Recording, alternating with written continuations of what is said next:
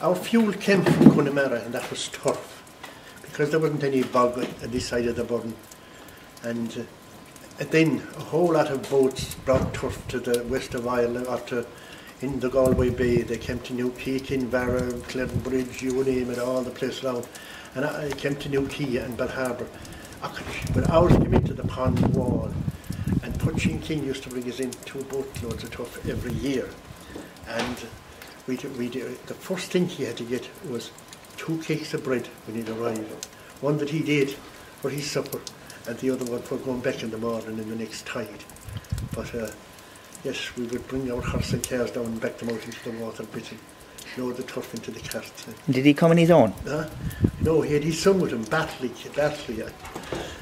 King. They were kings from Connamara. They were called Puchin King. I suppose he used to have the Puchin, but I never knew anything about it at that particular time. But he was well known as Puchin King. But the Puchin did come to this area anyway, and it went up to Bell Harbour, it went up the stream. But you know, they used to come with it.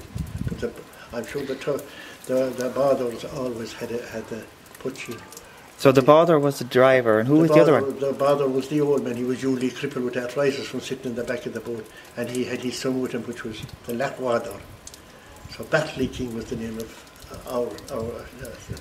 Latwador. I suppose that translates that to half the sailor. Yeah, a sailor and half a sailor. A sailor and a half. Yeah. Tell me, you said they would throw it out between the legs, was it? Yes. Well, that was it. They would throw it up in the pier. They would be facing the heap of turf, and they'd be thrown out between the legs and up in the pier. But in our case, they would throw it into a cart, so it would be different. You know, they would throw it into a cart if they missed the cart to take it down on the water. And would it take them long to unload a boat? It'd be full size? About an hour or two, I suppose. You know. And they'd have their tea and they'd go. Would they stay the night? Yes, they would. They would stay the night and they'd go on the next tide. So they wanted the second loaf of the morning. Yeah. Going back. And then it would be hard because those boats were heavy.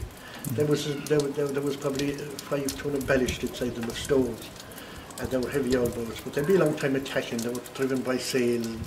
I often watched them going out of Galway. There could be 20 or 30 of them in the bay together, you know, going up from Kinvara and Auckland, New Quay, Bell Harbour, and they all going back to Connamara. But it was a sight to be seen then.